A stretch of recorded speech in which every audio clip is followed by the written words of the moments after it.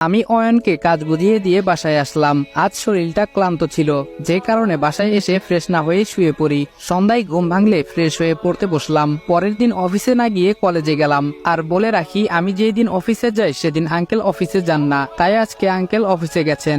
গল্পে আসি, আমি কলেজে গিয়ে আড্ডা দিচ্ছিলাম, তখন একজন বলল আমরা সবাই কোনো এক জায়গা থেকে ঘুরে আসি। আমি অনন্যার দিকে তাকালাম, সে বলল যাবে, তাই আমিও বললাম কোন জায়গায় যাবি? সবাই বলল কক্সবাজার যাবে, তাই আমি কিছু বললাম না। যদিও আমি কক্সবাজারের অনেক জায়গায় চিনি, কিন্তু কিভাবে চিনি তা এখন বলবো না, আস্তে আস্তে জানতে পারবেন। তবে কবে যাওয়া যায় তা ঠিক করতে লাগলাম।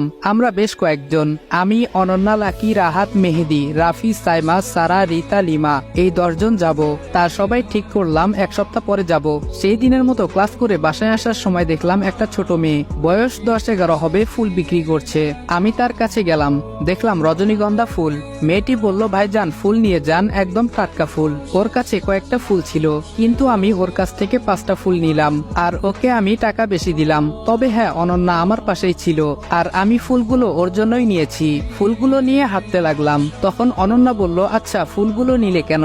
আমি বললাম তোমার জন্য নিয়েছি, আর এটা তো তোমার প্রিয় ফুল। অনন্যা বলল এই 1 মিনিট, তুমি জানলে কিভাবে? আমি বললাম তোমার মনে আছে যেদিন তোমার বাসার ছাদে প্রথম যাই সেদিন তুমি বলেছিলে তোমার প্রিয় ফুল রজনীগন্ধা, কিন্তু তোমার কাছে এই ফুল নেই, কারণ তুমি লাগানোর পরে মারা গিয়েছিল। অনন্যা বলল ও, আমি তাকে ওই ফুলগুলো দিলাম, আর তাকে দেখে বোঝা যায় সে অনেক খুশি হয়েছে। ওর সাথে কথা বলতে বলতে বাসায় চলে আসলাম। এরপর কয়েকদিন কলেজে গেলাম না, তাই অফিসে গেলাম।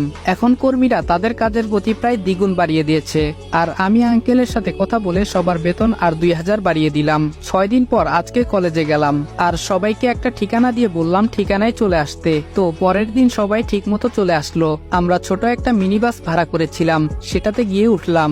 আমি মাঝামাঝি একটা সিটে বসেছিলাম, আমার সাথে অনন্যা বসেছে, আর সে বসেছিল জানালার পাশে। জার্নি করার সময় কখন যে ঘুমিয়ে পড়েছি নিজেও জানি না। যখন ঘুম ভাঙলো তখন দেখলাম আমার মাথা অনন্যার কাঁধে। আমি বললাম সরি। অনন্যা বলল সরি কেন, আমার কাঁধেই তো দিয়েছো। আমরা আমাদের গন্তব্যে চলে আসলাম, আর একটা হোটেলে উঠলাম। যেহেতু রুম অনলাইনে বুক করা ছিল তাই আর সমস্যা হয়নি।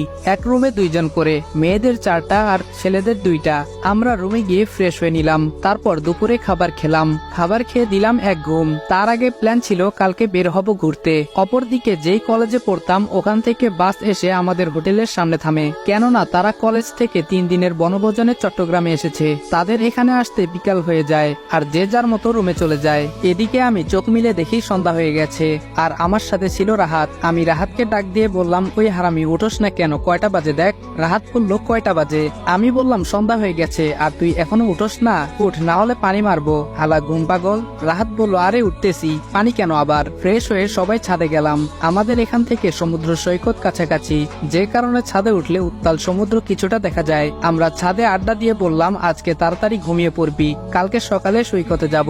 আমরা নিচে নেমে খেয়ে যে যার রুমে চলে গেলাম। সকালে রেডি হয়ে নিলাম, আর আমাদের আনা ডিএসএলআরটা নিতে নিলাম।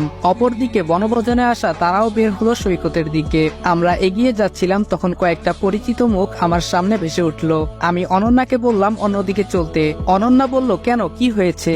আমি বললাম এখানে আমার আগের কলেজের ছাত্র শিক্ষকদের দেখা যাচ্ছে, আর তার সাথে জান্নাতও আছে। তখন আমরা অন্যদিকে মোড় নিলাম। কথাই আছে যেখানে বাঘের ভয় সেখানে সন্ধ্যা হয়।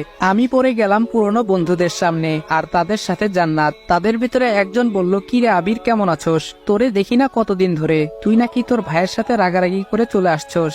আমি বললাম না মানে এমনি। খেয়াল করলাম জান্নাত নিচের দিকে তাকিয়ে আছে। তাকে প্রথম দেখে মনে হয়েছিল সে হাসি খুশি, কিন্তু এখন থেকে মনে হচ্ছে মনটা অনেক খারাপ। সত্যি বলতে মেয়েদের মন বোঝা কঠিন। আমি বললাম ভালোই আছি, তা তোদের খবর কি? কিছুক্ষণ পরে আমার ফোনে একটা কল আসলো। আমি বললাম আমি আসতেছি। আসার সময় জান্নাত কিছু বলতে চেয়েছিল, কিন্তু আমি শুনিনি। অযথা তার মায়ায় পড়ে লাভ নেই, সে তো ছলনাময়ী, আর তাকে তো আমি ভালোবাসতাম, কিন্তু এখন ঘৃণার বসবাস। আমি চলে আসলাম আমার বন্ধুদের কাছে। তারা জানতে চেয়েছিল কে ওরা। আমি বলেছিলাম আমার আগের ফ্রেন্ড। সেদিন ঘুরে ছবি তুলে চলে আসলাম হোটেলে। এভাবে 1 সপ্তাহ ঘুরে আমরা চলে আসলাম, আর জান্নাতরা যে কয়দিন ছিল দেখা হয়নি। আমার দিনগুলো ভালোই যাচ্ছিল, আর কেটে গেল কয়েক মাস। এর মাঝে আমার বার্ষিক পরীক্ষাও শেষ হয়েছে। এই কয়েক মাসে অনন্যাদের কোম্পানি বাংলাদেশের টপ 15 থেকে 13তে চলে এসেছে।